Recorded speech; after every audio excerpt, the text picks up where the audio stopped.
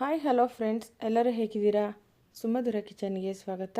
ಇವತ್ತಿನ ದಿನ ನಾನು ತುಂಬಾ ಸುಲಭವಾಗಿ ಸಪೋಟೊ ಜ್ಯೂಸ್ನ ಯಾವ ರೀತಿ ಮಾಡೋದು ಅಂತ ತೋರಿಸ್ಕೊಡ್ತಾ ಇದ್ದೀನಿ. ನೀವೆಲ್ಲರೂ ಮನೆಯಲ್ಲಿ ಮಾಡೇ ಇರ್ತೀರಾ, ಖಂಡಿತವಾಗ್ಲೂ ಗೊತ್ತಿರುತ್ತೆ. ನಾನು ನಮ್ಮನೇಲಿ ಯಾವ ರೀತಿ ಸುಲಭವಾಗಿ ಮಾಡ್ತೀನಿ ಅಂತ ತೋರಿಸ್ಕೊಡ್ತಾ ಇದ್ದೀನಿ ಇವತ್ತು. ತುಂಬಾ ಸುಲಭವಾಗಿ ರುಚಿಯಾಗಿ ಮಾಡ್ಬೋದು. ತುಂಬ ನೋಡೋದಕ್ಕೆ ಚೆನ್ನಾಗಿ ಕಾಣ್ತಿದೆ ಅಲ್ವಾ? ಏನಾದರೂ ಹಣ್ಣನ್ನ ಮಕ್ಕಳೆಲ್ಲ ಮನೆಯಲ್ಲಿ ತಿನ್ನೋದಿಲ್ಲ ಅಂತಂದಾಗ ಈ ರೀತಿ ಸುಲಭವಾಗಿ ಜ್ಯೂಸನ್ನ ಮಾಡಿಕೊಟ್ಬಿಡ್ಬೋದು. ನೋಡಿ, ಈಗ ನಾನು ಸಪೋಟನ ತೊಗೊಂಡಿದ್ದೀನಿ. ಈ ಸಪೋಟದ ಸಿಪ್ಪೆ ಎಲ್ಲ ತೆಗೆದು ಹಾಗೆ ಅದರಲ್ಲಿರೋ ಅಂಥ ಬೀಜನೆಲ್ಲ ತೆಗೆದು ಕಟ್ ಮಾಡಿ ಇಟ್ಕೊಂಡಿದ್ದೀನಿ. ಒಂದು ಬಟ್ಲಿನಷ್ಟು ಒಂದು 5ರಿಂದ 6 ಸಪೋಟವನ್ನು ಕಟ್ ಮಾಡಿ ಸೇರಿಸ್ಕೊಂಡಿದ್ದೀನಿ. ಈ ಸಪೋಟ ಸ್ವಲ್ಪ ಹಣ್ಣಾಗಿದ್ದರೆ ತುಂಬ ಚೆನ್ನಾಗಿರುತ್ತೆ. ಈಗ ಇದ್ರ ಜೊತೆಗೆ ಹಸಿ ಖರ್ಜೂರ ತೊಗೊಂಡಿದ್ದೀನಿ. ಒಂದು 7ರಿಂದ 8 ಪೀಸು ಬೀಜ ತೆಗೆದು ಕಟ್ ಮಾಡಿ ಹಾಕ್ಕೊಂಡೆ.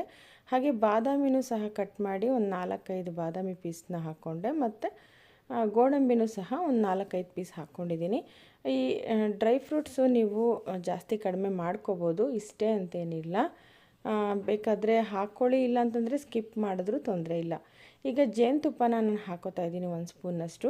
ಒಂದು 4-5 ಸ್ಪೂನು ಬೇಕಾದರೂ ನೀವು ಸೇರಿಸ್ಕೋಬೋದು. ಅಂದರೆ ಸ್ವೀಟ್ ಸ್ವಲ್ಪ ಜಾಸ್ತಿ ಬೇಕು ಅಂತಂದರೆ ನೀವು ಜಾಸ್ತಿನೇ ಹಾಕ್ಕೋಬೋದು. ಮತ್ತು ಸಕ್ಕರೆ ಹಾಕ್ಕೊಳ್ಳೋದಿಲ್ಲ ಅಂತ ಅನ್ನೋದಾದರೆ ನೀವು ಜೇನುತುಪ್ಪನೇ ಜಾಸ್ತಿ ಹಾಕ್ಕೋಬೋದು.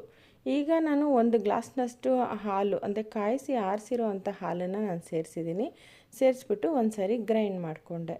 ಈ ರೀತಿ ನಾನು ಗ್ರೈಂಡ್ ಮಾಡ್ಕೊಂಡಿದ್ದೀನಿ. ನಾನು ಮೊದಲೇ ಹೇಳ್ದಾಗೆ ನೀವು ಜೇನುತುಪ್ಪ ಖರ್ಜೂರ ಎಲ್ಲ ಜಾಸ್ತಿ ಹಾಕ್ಕೊಂಡ್ರೆ ಸಕ್ಕರೆ ಹಾಕುವ ಅವಶ್ಯಕತೆ ಇಲ್ಲ.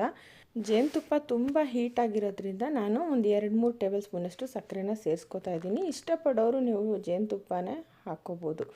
ಈಗ ನಾನು ಸ್ವಲ್ಪ ನೀರನ್ನು ಸೇರಿಸ್ಬಿಟ್ಟು ಗ್ರೈಂಡ್ ಮಾಡಿಕೊಂಡೆ. ನೋಡಿ, ಈ ರೀತಿಯಾಗಿ ನುಣ್ಣಗೆ ಗ್ರೈಂಡ್ ಮಾಡಿಕೊಂಡ್ರೆ ನಮಗೆ ಸಪೋಟ ಜ್ಯೂಸು ರೆಡಿ ಆಗುತ್ತೆ. ತುಂಬಾ ಸುಲಭವಾಗಿ ಒಂದು 5 ನಿಮಿಷಗಳಲ್ಲೇ ಸಪೋಟ ಜ್ಯೂಸನ್ನು ಮಾಡ್ಕೋಬೋದು.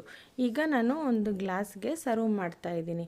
ನೋಡಿ, ಈ ರೀತಿಯಾಗಿ ಮಕ್ಕಳು ಸ್ಕೂಲಿಂದ ಬಂದಾಗ ಅಥವಾ ಕಾಲೇಜಿಂದ ಬಂದಾಗ ತುಂಬ ಸುಸ್ತಾಗಿರ್ತಾರೆ, ಅರ್ಜೆಂಟಾಗಿ ಏನು ಮಾಡೋದಪ್ಪ ಅಂತ ಅಂದ್ಕೊಂಡಾಗ ಈ ರೀತಿಯಾಗಿ ದಿಢೀರಾಗಿ ನಾವು ಜ್ಯೂಸನ್ನ ಮಾಡಿಕೊಟ್ರೆ ತುಂಬ ರುಚಿಯಾಗಿರುತ್ತೆ. ಆರೋಗ್ಯಕ್ಕೂ ಸಹ ತುಂಬಾ ಒಳ್ಳೆಯದು. ಹೆಚ್ಚು ಪೌಷ್ಟಿಕಾಂಶವುಳ್ಳ ಜ್ಯೂಸ್ ಆಗಿರುತ್ತೆ ಇದು.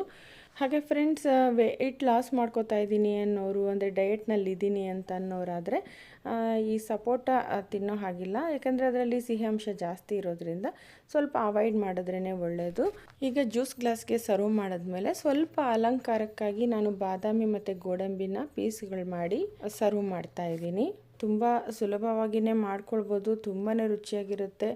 ಆರೋಗ್ಯಕರವಾದ ಸಪೋಟ ಜ್ಯೂಸು ತುಂಬಾ ಕಲರ್ಫುಲ್ಲಾಗಿ ಕಾಣ್ತಿದೆ, ನೋಡ್ತಿರ್ಬೋದು. ತುಂಬಾ ಬೇಗ ಆಗಿಬಿಡುತ್ತೆ. ಖಂಡಿತವಾಗ್ಲೂ ನಿಮಗೆ ರೆಸಿಪಿ ಇಷ್ಟ ಆಗಿದೆ ಅನ್ಕೋತೀನಿ. ಈ ರೆಸಿಪಿ ನಿಮಗೆ ಇಷ್ಟ ಆಗಿದೆ ನಿಮ್ಮ ಫ್ರೆಂಡ್ಸ್ಗಳಿಗೆ ಶೇರ್ ಮಾಡಿ, ಲೈಕ್ ಮಾಡಿ, ಕಮೆಂಟ್ ಮಾಡಿ. ಹಾಗೆ ನಮ್ಮ ಚಾನಲ್ಗೆ ಸಬ್ಸ್ಕ್ರೈಬ್ ಆಗೋದನ್ನು ಮರಿಬೇಡಿ ಫ್ರೆಂಡ್ಸ್. ಓಕೆ ಫ್ರೆಂಡ್ಸ್, ಇವತ್ತಿನ ವಿಡಿಯೋ ಇಷ್ಟೇ. ಮತ್ತೊಂದು ಹೊಸ ರೆಸಿಪಿಯೊಂದಿಗೆ ಹೊಸ ವಿಡಿಯೋದಲ್ಲಿ ನಾನು ನಿಮ್ಮನ್ನು ಭೇಟಿ ಮಾಡ್ತೀನಿ. ಅಲ್ಲಿಯವರೆಗೂ ಈ ವಿಡಿಯೋ ನೋಡಿದ ಸಮಸ್ತ ವೀಕ್ಷಕರಿಗೂ ಧನ್ಯವಾದಗಳು. Thank you for watching.